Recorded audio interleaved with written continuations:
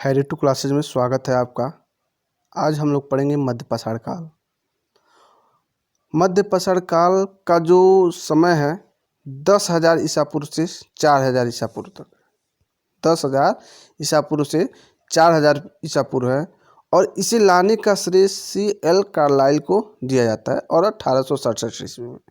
इसके पहले का पार्ट आप लोग नहीं देखे हैं तो उस वीडियो को देख लीजिए, फिर इस वीडियो को देखिए तो आपकी समझ जो है ज़्यादा बढ़ेगा।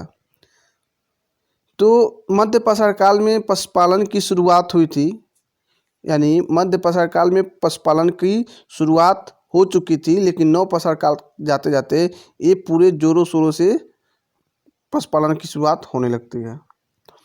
तो मध्य पाषाण काल के औजार कैसे थे? आपके एग्जाम में हूबहू क्वेश्चन बन जाएगा कि मध्य पाषाण काल के औजार कैसे थे। तो मध्य पाषाण काल के औजार जो थे माइक्रोलिथ थे, यानी सूक्ष्म पसार उपकरण के थे जो माइक्रोलिथ थे। तो म से मध्य पाषाण काल और म से माइक्रोलिथ, तो आपको आसानी से याद हो जाएगा।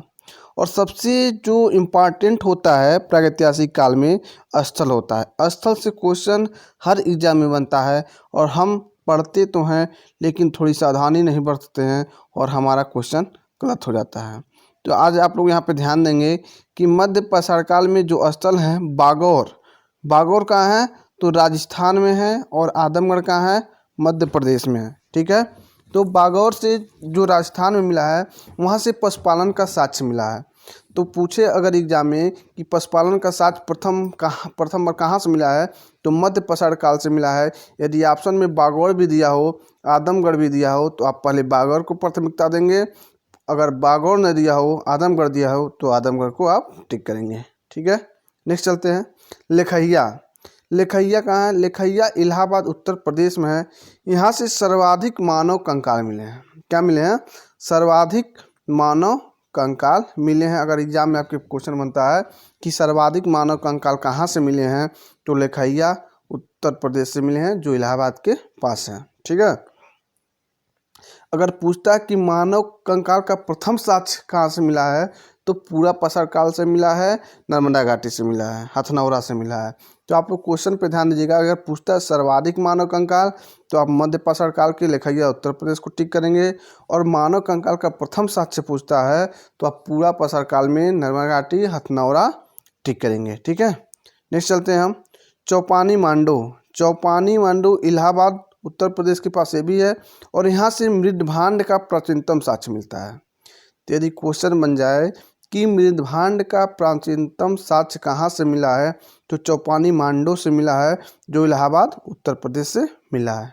ठीक है, नेक्स्ट चलते हैं। सरायनाहर, मदाहा और दमदमा। तो जो आप लोग अगर यूपीएससी का एग्ज़ाम दे रहे हैं, पीसीएस का एग्ज़ाम दे रहे हैं, तो यहाँ से बहुत सारे क्वेश्चन बनते हैं सरायनाहर से, महदहा से और दमदमा से। तो सरायनाहर से क्या क्या साक्ष्य मिला है, महदहा से क्या क्या साक्ष्य मिला है, दमदमा से क्या साक्ष्य मिला है, इसे आप लोग एक बार देख लीजिए और दिमाग में इसे एक बार रख भी लीजिए, क्योंकि यहाँ से कन्फ्यूजन बहुत क्रिएट होता है। तो सरायनाहर से युद्ध का साक्ष्य मिला है। 3 चीज़ देखिए, सरायनाहर से युद्ध का साक्ष्य मिला है, 4 नरकंकाल एक साथ मिले हैं और स्तंभगर्त मिले हैं। आपके एग्जाम में डायरेक्ट क्वेश्चन बन जाएगा कि स्तंभगर्त कहाँ से मिले हैं, तो सरायनाहर से। ये प्रतापगढ़ जिला में, उत्तर प्रदेश के प्रतापगढ़ जिले में तीनों स्थान एक ही जगह, प्रतापगढ़ उत्तर प्रदेश। तो सरायनाहर से क्या मिला है? युद्ध का साक्ष्य मिला है, नरकंकाल एक साथ मिले हैं और स्तंभगर्त मिले हैं। ठीक है, महदहा से क्या मिले हैं? तो महदहा से मृग सिंह के छल्ले मिले हैं। क्या मिले हैं? मृग सिंह के छल्ले मिले हैं, हड्डियों के आभूषण मिले हैं, स्त्री पुरुष युगल समाधान मिले हैं। यदि आपके एग्जाम में क्वेश्चन बनता है कि स्त्री पुरुष युगल समाधान कहाँ से प्राप्त हुए हैं, तो आप टिक करेंगे महदहा को।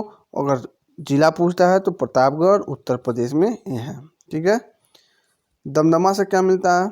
तो दमदमा से 3 नर कंकाल एक साथ मिला है। क्या मिलता है? 3 नर कंकाल एक साथ मिलता है। और 5 युगल सावधान कहाँ से मिलता है? तो 5 युगल सावधान भी आपका दमदमा से मिलता है। तो यदि एग्जाम में क्वेश्चन बनता है कि ये कहाँ से बना है, तो 3 नर कंकाल एक साथ और 5 युगल सावधान दमदमा से मिला है। नेक्स्ट चलते हैं हम। पाषाण काल का जो समय है 10,000 ईसा पूर्व से लेकर 10,000 ईसा पूर्व से लेकर 1,000 ईसा पूर्व तक है। तो आप लोग यहाँ पे कंफ्यूज हो गए होंगे। क्यों? क्योंकि आप सोचे होंगे कि 10,000 ईसा पूर्व से 4,000 ईसा पूर्व तक मध्यपाषाण काल का भी था, और यहाँ से 10,000 ईसा पूर्व से 1,000 ईसा पूर्व तक नवपाषाण काल का भी था। तो जैसा जानते हैं कि उस समय जब मध्यपाषाण काल था तो अपने चरम स्थिति पे नहीं था, और नवपाषाण काल का जब स्थिति आया तो उन दोनों समय में कुछ काफ़ी ऐसे जगह हैं और स्थान हैं जो एक साथ मिलते हैं, इसलिए इसका शासनकाल 10,000 से 1,000 ईसा पूर्व तक रखा गया है। तो यहाँ पे नवपाषाण काल में जैसा आप जानते हैं कि कृषि की शुरुआत हो चुकी थी। क्या थी? कृषि का शुरुआत हो चुका था, और नवपाषाण काल में स्थायी जीवन का निवास हो चुका था। क्या था? स्थायी जीवन का निवास की शुरुआत हो चुकी थी, और आग के उपयोग की जानकारी की भी मिल चुका था। यानी कहने का सेंस यह है कि पूरा पाषाण काल में आग का आविष्कार हो चुका था, लेकिन उस आग का उपयोग कैसे करना है उसकी जानकारी नवपाषाण काल में होता है। और साथ ही साथ नवपाषाण काल में कुंभकारी का ज्ञान भी हो जाता है, और पहिए का आविष्कार पूछता है आपके एग्जाम में कि पहिए का आविष्कार किस काल में हुआ था। तो नवपाषाण काल में पहिए का आविष्कार हुआ था, और आवागमन में सुविधा हुआ, एक नई क्रांति हुई। और एग्जाम में यदि पूछता है कि नवपाषाण काल के औजार कैसे थे, नवपाषाण काल के औजार कैसे थे, तो स्लेट पत्थर के औजार थे। क्या थे?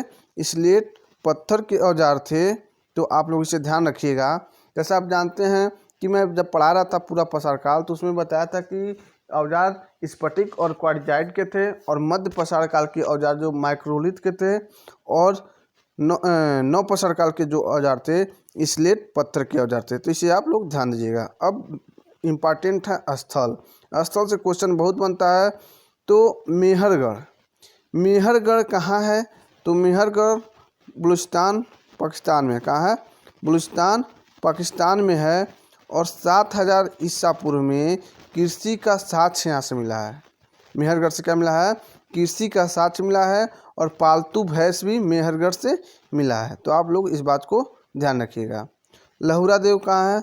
तो लहुरा देव संत कबीर नगर उत्तर प्रदेश में है, और यहाँ पे 8,000 ईसा पूर्व में कृषि एवं चावल का साक्ष्य मिला है। तो प्रेजेंट टाइम में यदि आप क्वेश्चन बनता है कि कृषि एवं चावल का साक्ष्य सबसे प्राचीनतम कहाँ से मिला है, तो लहुरा देव से आप टिक करेंगे। लहुरा देव से सबसे प्राचीनतम कृषि एवं चावल का साक्ष्य मिला है। उसके बाद तब आप मेहरगढ़ को टिक करेंगे, नहीं तो आपका आंसर गलत हो जाएगा। इन नए खोज के अनुसार है, जिसे आप लोग विशेष ध्यान देंगे।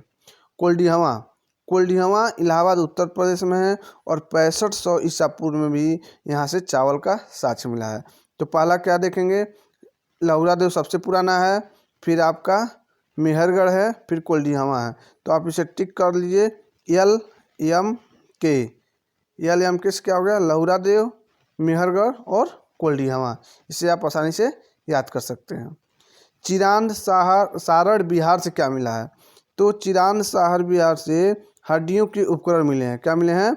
हड्डियों के उपकरण मिले हैं। ठीक है, नेक्स्ट चलते हैं। कश्मीर से क्या मिला है? तो कश्मीर से, जो कश्मीर में बुरझोम नामक स्थान है, यहाँ से शिकार एवं मछली पालन का साक्ष्य मिला है। क्या मिला है?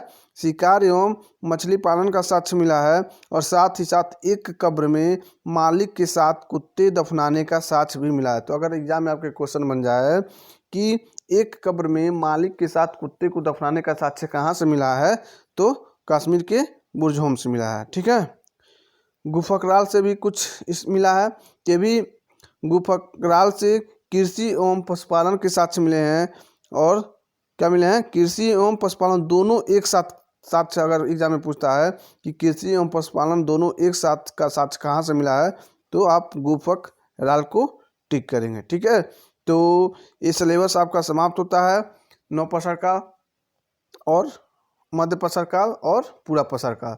तो वीडियो यदि आपको अच्छा लगा हो तो वीडियो को लाइक करिए, शेयर करिए, और चैनल को सब्सक्राइब करिए। और सब्सक्राइब करने के बाद बगल में बेल आइकन को दबा